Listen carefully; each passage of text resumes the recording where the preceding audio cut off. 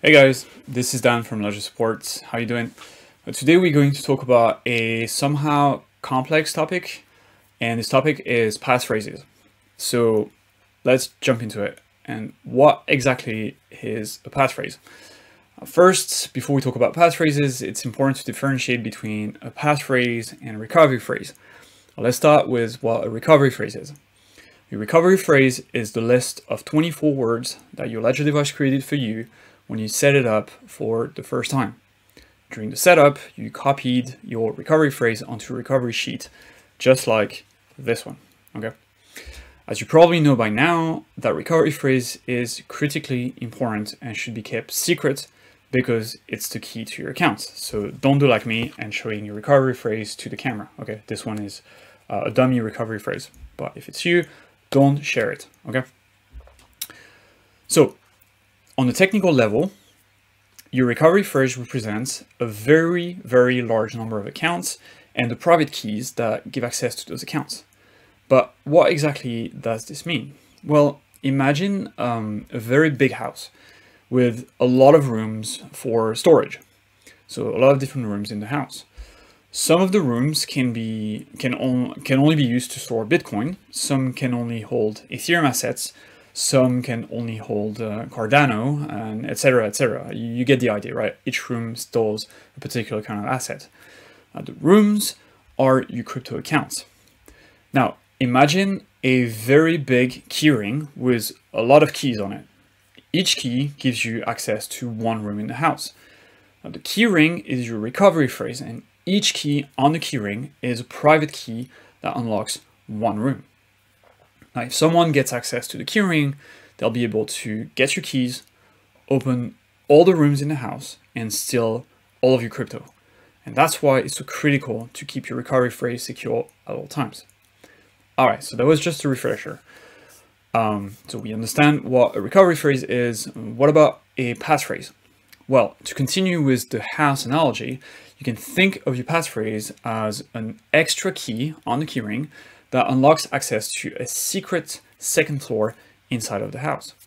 The secret second floor has its own rooms, but the second floor can only exist if the ground floor exists, or the first floor. It depends on which country you live, but the second floor can only exist if the first floor or the ground floor exists. They're forever tied together. Now, your recovery phrase and passphrase, they share the same bond. You can lose the keys to the second floor and still be able to access the rooms on the ground floor, but lose the keys to the ground floor and you'll never be able to access the rooms on the second floor. Does that make sense? I hope so. Now, how does this work on a more technical level? Well, your Ledger device is able to create your second floor accounts, aka your passphrase accounts, by adding a 25th word of your choice to your 24-word recovery phrase. Now, unlike the words in your 24-word recovery phrase, your 25th word can be any string of characters that you want. In fact, it can be anywhere from 2 to 100 characters long and contain letters, numbers, spaces, and even special characters like question marks. When you set up a passphrase for the first time, you're basically instructing your Ledger device to memorize this completely new set of accounts and private keys along with your regular accounts, the ones secured by your recovery phrase. Once the passphrase is set, your device will now hold two sets of accounts in memory. It will hold your regular accounts, which are secured by your 24-word recovery phrase, and it will hold your passphrase accounts, which are secured by your recovery phrase and your passphrase. Let me say that again. It will hold your regular accounts, which are secured by your regular PIN and your 24-word recovery phrase, and you will hold as well your passphrase accounts, which are secured by your passphrase PIN, your recovery phrase, and your passphrase. Okay? Does that make sense? All right, great. Now, you might be wondering, how does my device know which set of accounts to open? How does it know if I want to access my my passphrase accounts or my recovery phrase accounts? And the answer is PIN codes. You can attach one PIN code to regular accounts. That's the one secured by your 24-word recovery phrase. and you can attach a different pin code to your passphrase account. In fact, one important step when setting up your passphrase for the first time will be to choose a passphrase pin, the same way you chose a pin for your recovery phrase the first time you set up your Ledger device. It's the same thing. So you end up with two pins, one for your recovery phrase and your regular recovery phrase regular accounts, and a second pin for your passphrase accounts. So let's do just that. I'm going to set up a passphrase on my device. So I'm into the device here. I've got a bunch of apps that have been installed already. It doesn't matter. I can, it doesn't have any consequence on me being able to set up a passphrase or not. I'm going to go into the control center, hold both buttons. I'm going to go into the settings, security, passphrase. I'm going to scroll through the disclaimer here. Just so you know, passphrase is an advanced feature. If you're not comfortable with passphrases, don't use them, okay? All right, so I want to set up a passphrase. I want to attach it to a pin, okay? Because I want two pins. I want a passphrase pin and regular pin. Attach to pin, choose passphrase pin. So I'm going to choose something easy because it's a video and it has to be short. So I'm choosing something easy. I'm going to confirm it. So 4 times 4. For you guys at home, I don't recommend an easy pin like that. This is not super secure. It's best if you can stick to an 8-digit pin. Those are much more secure. Enter the passphrase. Here I'm going to select a very simple passphrase, which is not secure because, yeah, I mean, you'll see why. So I'm going to choose Dan, which is my name. This is really not secure. So again, for you guys at home, if you want to set up a passphrase, choose a strong pin and choose a strong passphrase, but not a passphrase that's so difficult to memorize that you won't be able to memorize it. You might forget it, okay? Yeah, so in my case, I'm just going to go with Dan, but this is not a very good passphrase. Confirm passphrase, passphrase Dan, yeah, it looks good. Confirm with current pin. This one is the pin that set up during the initial setup, right? So that's my normal regular pin. So it's 1111. Okay, now it's processing, and okay, good. So the passphrase has been set.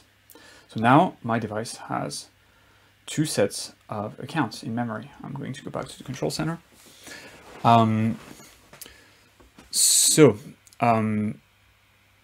Let me see. So now my Ledger device has 2 sets of private keys saved in its secure element, which is the secure part in your device. It's got my regular private keys, which I can access by using my regular pin, 1111. And it's got my passphrase private keys, which I can access by using my passphrase pin, which is 4444. Now, it's important to realize that at this stage, and this is, again, very important, at this stage now, my device is still loaded with my regular private keys and not my passphrase private keys. If I want to access my passphrase private keys and create my first passphrase account, I have to switch off my device and unlock it back with my passphrase pin. So I'm going to power off my device and unlock it with my passphrase pin. Let's do that. Powering off my device, switching it back on. And now I'm going to unlock it with my passphrase pin because I want access to my passphrase private keys. Okay, good. I'm going to select the Polygon account. Now I'm going to create my first passphrase account, which will be a Polygon account. So I'm going to use Ledger Live for that. Add account, Polygon, Polygon-matic. Okay, it's synchronizing, so it's looking inside my device for existing accounts.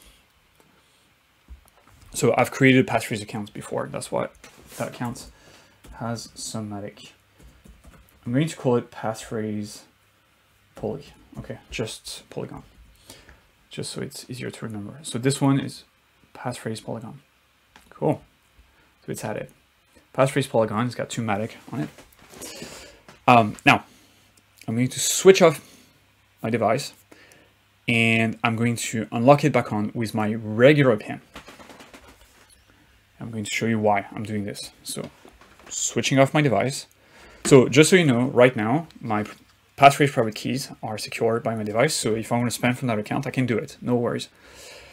But I'll show you what happens if I unlock my device with the wrong account, with the wrong pin, and I try to spend from that passphrase account. So if I use my regular pin, but I try to spend from a passphrase account. So let me show you. Let's unlock the device. And I'm going to power the device back on.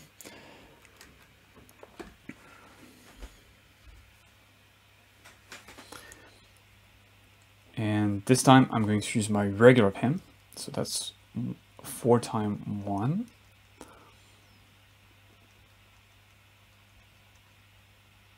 And I'm going to select the polygon account. Okay.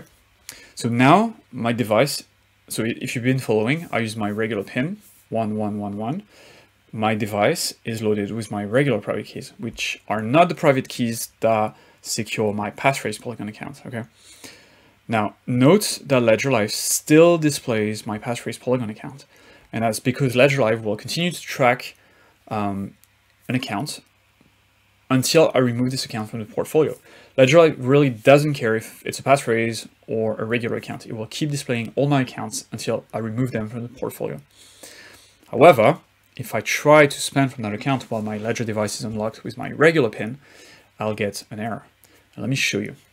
So I'm going to just for the sake, I'm going to select this address here, and I'm going to try to send some matic to this address. Okay, I'm going to hit continue, and I'm going to select maybe just 1 matic here, and I'm going to hit continue. Right. Okay. Hit continue here. Let's see what happens. I'm getting an error. What does it say? Something went wrong. Please check that your hardware wallet is set up with the recovery phrase or passphrase associated with the selected account. And you see what happened, right? I'm not able to spend from this account because my Ledger device is currently loaded with my regular private keys and not my passphrase private keys. So if I want to spend from that account, I'll need to use the passphrase pin to access my passphrase private keys, and then I'll be able to spend from that account. Okay. So let me do something else now. I'm going to create a normal, regular Polygon account, just for the sake of demonstration. Up. So again, unplug my device, and I'm going to use my normal, regular pin code. Up, and I'm going to select the Polygon app, and I'm going to create an account in Ledger Live. Polygon up.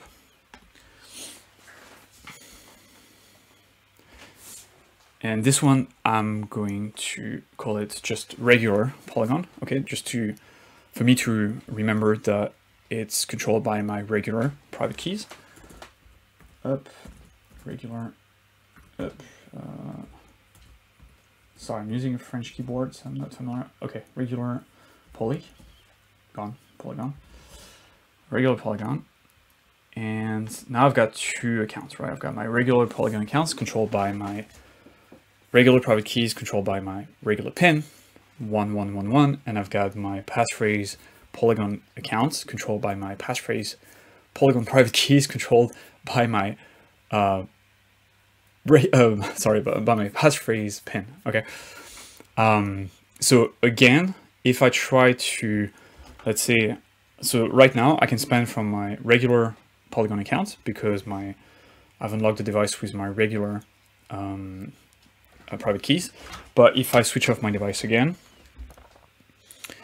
and unlock the device with my passphrase pin, and I try to spend from the regular Polygon accounts, I'll get exactly the same error. I'll show you. Up, I'm going to use the same address. Like one Matic, doesn't really matter because the transaction will fail. Up, open the Polygon app. And you see, again, I'm getting the same mistake. So what I should do here, let's say I want to spend from my passphrase Polygon account, I need to, again, but this time I want to do it the right way. Okay, so I need to unlock my device with my passphrase pin. So that's 4 times 4, 4 times 4, up, open the Polygon app, and then send this address up, one Matic, Polygon, and now I should be able to send the funds. Okay, now I'm getting a prompt. Okay, now I'm getting a transaction which I can accept. But we need to do that. So you see, it's very, see, up, the transaction was successful. So just to wrap it up, it's very, very important to keep track of what PIN plus recovery phrase plus passphrase combination secures what account. It can get quickly confusing, so it's best to label your accounts or hide the accounts that you don't want to display on your dashboard. And you can always re-add them back later, right? So it's very important to label your account so you know which private keys and which combination of PIN and recovery phrase and passphrase are securing which account, okay? Speaking of hiding accounts, if you decide to hide most of your money into a passphrase account, I would suggest hiding it from Ledger Live. So you could have your regular account with some of your money, but then you could have your passphrase account with a lot of your money, for example, and this one could be hidden in Ledger Live, right? So I'm going to show you how you would hide the account. You just click here, edit, remove from portfolio, which basically, it's not deleting the account, it's not destroying the account from the cryptoverse, it's just hiding the account in the portfolio. So you remove it, confirm. Now it's gone, but I can always re-add the account later. So I'll show you for a second. As long, of course, as my Ledger device is unlocked with my my passphrase pin code, which I'm going to show you. I'm losing track of which pin code I typed into my device earlier. So I want access to my passphrase account. I want to get this passphrase account back on. So I need my passphrase pin. Up, Polygon up, back to Ledger Live, add account,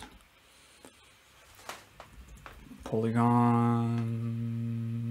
continue, and it should show me my passphrase account again. So that's a way you can stash crypto in a more secure and private way. I think you just, and again, you can name the account whatever you want, right? So I can call it secret. The name of the account doesn't matter. Secret passphrase account.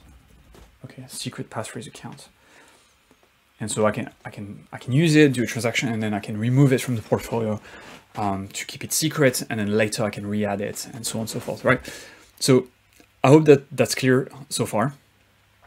Now, I think we understand passphrases better and how they work, but let me share some best practices around the use of passphrase.